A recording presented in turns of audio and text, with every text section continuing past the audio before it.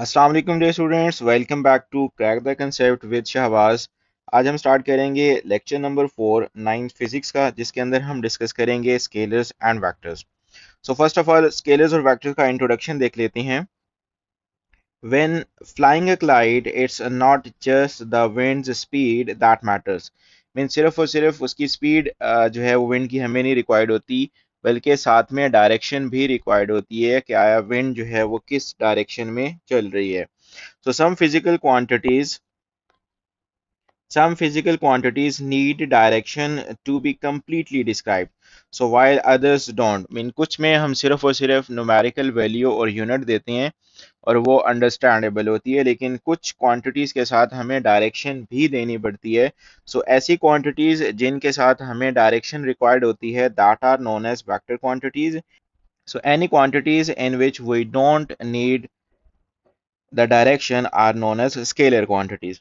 सो हम one by one इनको discuss करते हैं। स्केलर क्वांटिटीज आपके पास क्या होंगी?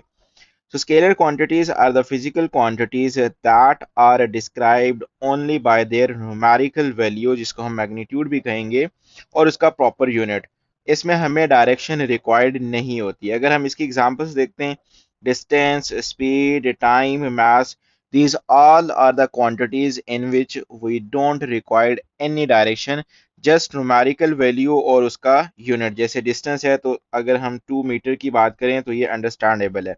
स्पीड की बात करें, सपोज ये 4 मीटर पर सेकंड है, ये अंडरस्टैंडेबल है। तो इस तरह से इनमें इनकी डायरेक्शन हमें रिक्वायर्ड नहीं होती।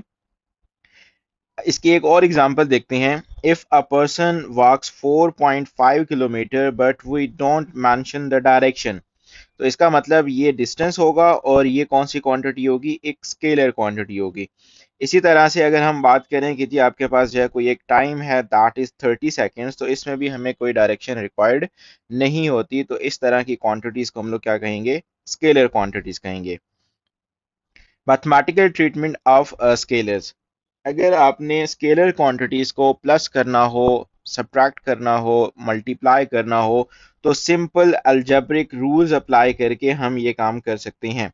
लेकिन वेक्टर क्वांटिटीज को सिंपल अलजेब्रिक रूल से हम प्लस माइनस या मल्टीप्लाई नहीं कर सकते। जैसे सिंपल अगर हम बात करें, आपके पास दो टाइम्स हैं। क्लासरूम तक जाने के लिए आपके पास 5 सेकेंड्स हैं, और इसी तरह से 20 सेकेंड्स है स्कूल के गेट तक जाने के लिए। तो टोटल जो आपके पास यहाँ पर टाइम होगा, आप सिंपली 5 + 20 करेंगे, जो सिंपल अलजेब्रिक रूल्स है हमारे पास, तो ये आपका बन जाएगा 25 सेकेंड।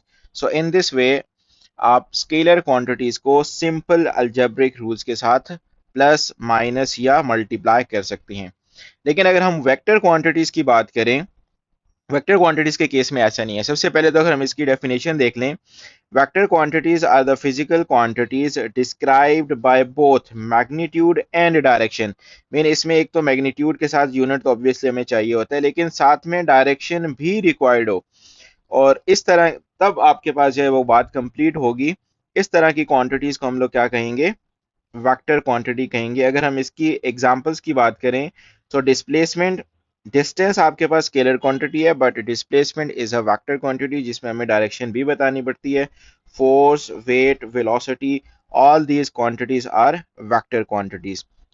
वेक्टर क्वांटिटीज को हम लोग ग्राफिकली भी रिप्रेजेंट करते हैं और सिंबॉलिकली भी। अगर आपने किसी सिंबल के थ्रू किसी वेक्टर को आपने जो है वो लिखना है, तो उसके लिए आपके पास क्या है, हम या तो उसके जो सिंबल होता है, सिंबल के ऊपर एक एरो हेड डाल देंगे। फॉर एग्जांपल ये मेरे पास फैक्टर ए था, तो आपने ए लिखने के लिए ऊपर एक एरो लगाएंगे। या आपने क्या करना होता है, जो बुक्स के अंदर मेंशन भी होता है, जो भी लेटर है उस वेक्टर का, उसको हम लोग क्या कर देंगे? बोल्ड कर देंगे। This one is the symbolical representation of a vector. और अगर हम ग्राफिकली रिप्रेजेंट करें किसी भी वेक्टर को, तो उसमें हम जो है वो उसको ड्रॉ करेंगे, और ड्रॉ करके एरो भी लगाएंगे जिस डायरेक्शन में वो आपके पास वेक्टर होगा। अब इसमें सबसे पहले तो हम एक स्केल लेते हैं। फॉर एग्जांपल मैंने 5 किलोमीटर एक वेक्टर ड्रॉ करना है एक स्पेसिफिक डायरेक्शन में।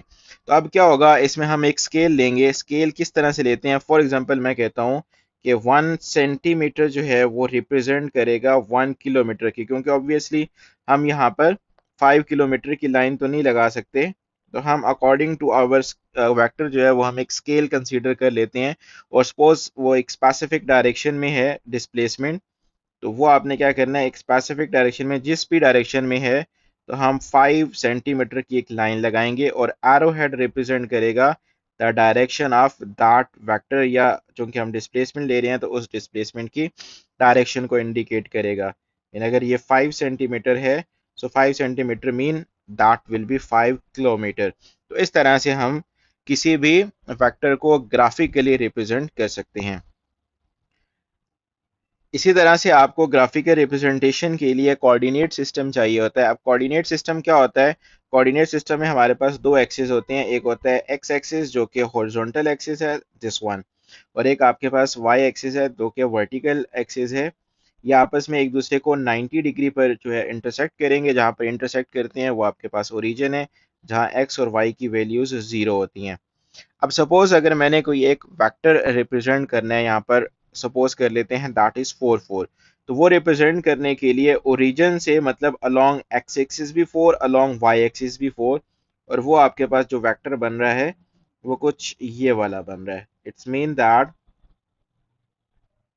दिस वन, ये आपके पास जो है वो एक वेक्टर बन गया जो कि अलोंग एक्स एक्सिस भी आपके पास जो है वो 4 है, और अलोंग वाई एक्सिस भी आपके पास 4 है। इस तरह से हम कोऑर्डिनेट सिस्टम पर अपना वेक्टर जो है वो रिप्रेजेंट कर सकते हैं। रियल लाइफ हम एग्जांपल की बात करें, सपोज करते हैं an airplane flying from Islamabad to Karachi follows a specific route with direction and distance. So this is a vector quantity. इसमें आपके पास जो डायरेक्शन होगी, geometrical direction north south east west, जैसे यहाँ पर आपके पास है इस्लामाबाद टू कराची, अगर वो फ्लाई कर रहे हैं तो एक स्पेसिफिक डायरेक्शन होगी और एक स्पेसिफिक डिस्प्लेसमेंट होगा। So this one is the vector quantity. Vector quantities को ग्राफिकली रिप्रेजेंट करने के कुछ स्टेप्स हैं, इनको आपने अच्छे से मेमोराइज करना है। फर्स्ट स्टेप की बात करें, ड्रा अ कोऑर्डिनेट सिस्टम। जैसे आपके पास for example coordinate system X axis Y axis भी हो सकता है, जैसे यहाँ पर आपके पास नॉर्थ साउथ, ये भी आपके पास कोऑर्डिनेट सिस्टम होता है। सबसे पहले हमने ये ड्रा करना होता है। उसके बाद choose a suitable scale. Suitable scale for example यहाँ पर हम लोग जो है वो 20 किलोमीटर की जो है वो डिस्प्लेसमेंट शो करना चाह रहे हैं।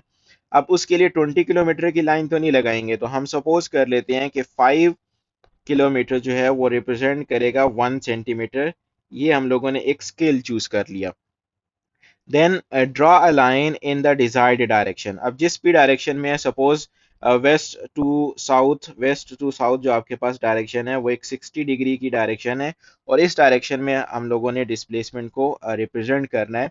तो आपने एक लाइन ड्रॉ कर लेनी है। फिर उसके बाद measure and cut the length equals to the magnitude. चूंकि अब हमारे पास जो मैग्नीट्यूड था इसमें वो 20 किलोमीटर था। अब चूंकि 1 सेंटीमीटर जो है वो 5 किलोमीटर को रिप्रेजेंट करता है, तो इसका मतलब 4 सेंटीमीटर की लाइन होगी जो आके आपके पास 20 किलोमीटर के डिस्प्लेसमेंट को रिप्रेजेंट करेगी। तो 4 सेंटीमीटर पे हम लोगों ने कट कर लेना है उस वेक्टर को जो भी हम लोगों ने ड्रॉ किए, और फिर उसके बाद जो एरो हेड है that will describe the direction of vector, वो हम लोग जो है वो एरो लगा देंगे। So in this way you can represent vector in coordinate system, या आप इसको ग्राफिकली रिप्रेजेंट कर सकते हैं। अब अगर हम बात करें वेक्टर्स की एडिशन की या सब्ट्रैक्शन की, मल्टीप्लिकेशन भी आपके पास है, तो वो सिंपल अलजेब्रिक रूल से हम नहीं कर सकते। जैसे फर्स्ट में हम लोग जो है वो स्केलर क्वांटिटीज को कर सकते हैं, बट वेक्टर क्वांटिटीज को सिंपल अलजेब्रिक रूल्स से हम प्लस माइनस या मल्टीप्लाई नहीं कर सकते। So vectors can not be added like numbers, जैसे हम स्केलर क्वांटिटीज को कर सकते हैं। तो इसके लिए फिर हम लोग क्या करेंगे, we use head to tail rule method, और उससे हम एक रिजल्टेंट वेक्टर फाइंड आउट करते हैं। और रिजल्टेंट वेक्टर क्या होता है? a single vector representing the combined effect of two or more vectors। जितने भी आपके पास वेक्टर्स हैं उन सब का जो कंबाइंड इफेक्ट होगा वो आपके पास रिजल्टेड वेक्टर होगा। हम यहाँ पर दो एग्जांपल्स जो है वो देखेंगे। सबसे पहले हमारे पास एक केस है राइट एंगल केस, जिसमें हमारे पास दो वेक्टर्स हैं। सपोज आपके पास वेक्टर ए है जो कि अलोंग एक्स एक्सिस है, और ये आपके पास उसका मैग्नीट्यूड भी है, और एक वेक्टर और है जो कि बी है, और इनका आपस में जो एंगल है वो 90 डिग्री है, mean they are 90 degree to each other. अब अगर आपने इसको head to tail rule add करना है तो इसमें आप क्या करेंगे? फर्स्ट वेक्टर जिस डायरेक्शन में आपके पास है, जैसे वेक्टर ए है, सेम उसी डायरेक्शन में उतनी ही मैग्नीट्यूड का हम ड्रॉ कर देंगे। अब सेकंड वेक्टर जो बी है, उसकी टेल कहाँ पर बनेगी? जहां एरो नहीं होता वो उसकी टेल होती है, जैसे आपके पास दिस वन, या आपके पास टेल होगी। सो टेल को वेक्टर बी की टेल को आपने कोइंसाइड करना है, ज्वाइन करना है वेक्टर ए के हेड से, और जिस डायरेक्शन में आपके पास वेक्टर बी है सेम उसी डायरेक्शन में हम लोग ड्रॉ कर देंगे। फिर रिजल्टेंट फाइंड आउट करने के लिए फर्स्ट वेक्टर की टेल को, जैसे ये फर्स्ट वेक्टर ए है और ए की ये टेल है, टेल को आपने ज्वाइन कर देना है लास्ट वेक्टर जो कि यहाँ हमारे पास बी है, बी के हेड से, और जो डायरेक्शन बनेगी वो फ्रॉम टेल टू हेड बनेगी। That will be the direction of resultant vector. So in this way you can find the two vectors that are at right angle. इसी तरह से अगर हम सपोज करते हैं हमारे पास कोई तीन वेक्टर्स हैं, और उनकी जो डायरेक्शंस हैं वो यहाँ पर हमारे पास मेंशन्ड है। वेक्टर ए एक मैग्नीट्यूड का है जिसकी डायरेक्शन कुछ इस तरह से है, वेक्टर बी हो गया और वेक्टर सी हो गया।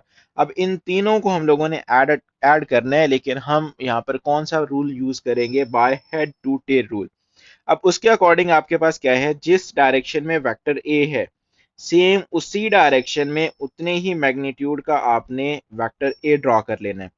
फिर उसके बाद वेक्टर बी की ये जो आपके पास टेल है इसको आपने कंसाइड करना है वेक्टर ए के हेड पे, और जिस डायरेक्शन में आपके पास वेक्टर बी है सेम उसी डायरेक्शन में वेक्टर बी को भी आपने उतने ही मैग्नीट्यूड का ड्रॉ कर देना है। अब चूंकि इसमें थर्ड वेक्टर भी है दैट इज सी, और सी की डायरेक्शन कुछ इस तरह से है, तो सी की टेल को आपने बी के हेड से ज्वाइन करना है, या इसको कंसाइड करना भी कहते हैं, और जिस डायरेक्शन में जितने मैग्नीट्यूड का वेक्टर सी है सेम उसी डायरेक्शन में उतने ही लेंथ का आपने वेक्टर सी ड्रॉ कर दिया। ये तो हमारे पास तीन वेक्टर्स है, तीन से ज्यादा भी हो तो हम सेम यही काम करेंगे। फिर रिजल्टेंट गेन करने के लिए हम फर्स्ट वेक्टर की टेल को, जैसे यहाँ पर ये टेल है, इसको ज्वाइन कर देंगे लास्ट वेक्टर के हेड से, और जो डायरेक्शन बनेगी वो टूवर्ड्स हेड बन जाएगी, from tail to head. This one will be the direction of the resultant vector. और ये रिजल्टेंट वेक्टर आपके पास क्या देगा? इन तीनों वेक्टर्स का कंबाइंड इफेक्ट देगा, this one. So in this way you can add the more than two vectors जो कि डिफरेंट डायरेक्शंस में हों। तो अब अगर हम हमारे आज के लेक्चर की समरी की बात करें, तो स्केलर क्वांटिटीज कौन सी होती हैं? जिसमें आपको मैग्नीट्यूड और यूनिट जस्ट रिक्वायर्ड होता है, डायरेक्शन नहीं चाहिए होती। वेक्टर्स की बात करें तो मैग्नीट्यूड यूनिट के साथ साथ आपको डायरेक्शन भी रिक्वायर्ड होती है। इस तरह स्केलर क्वांटिटीज को हम अलजेब्रिक रूल्स से सम, मल्टीप्लाई या सब्ट्रैक्ट कर सकते हैं, बट वेक्टर्स के लिए अलग से जो है वो रूल्स होते हैं जिसको हम लोग वेक्टर अलजेब्रा कहेंगे। कोऑर्डिनेट सिस्टम हमें जो है वो हेल्प आउट करता है वेक्टर्स को रिप्रेजेंट करने के लिए, और वेक्टर्स को हम ऐड कर सकते हैं by head to tail rule. ये था हमारा आज का lecture.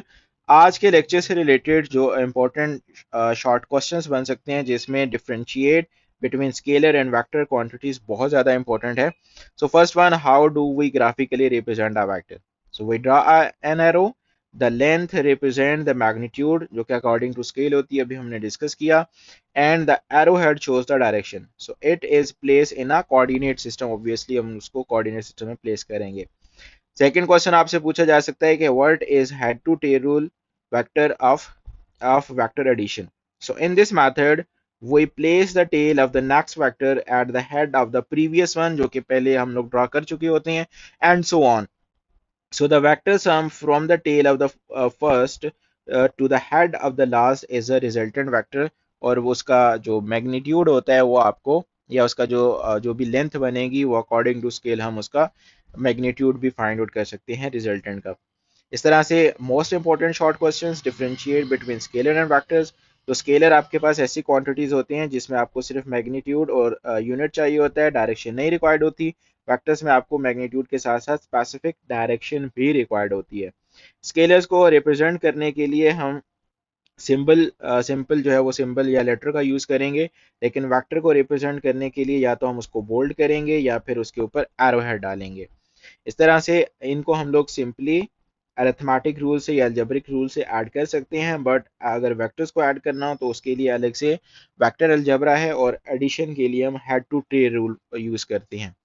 Mass, temperature, time, speed, energy, these are all the examples of the Scalar quantities, velocity, force, displacement, acceleration, these are all the examples of the vector quantities. ये था हमारा आज का lecture. Thanks for watching. Subscribe the channel. मिलते हैं इंशाल्लाह next lecture में. तब तक के लिए अल्लाह हाफिज़.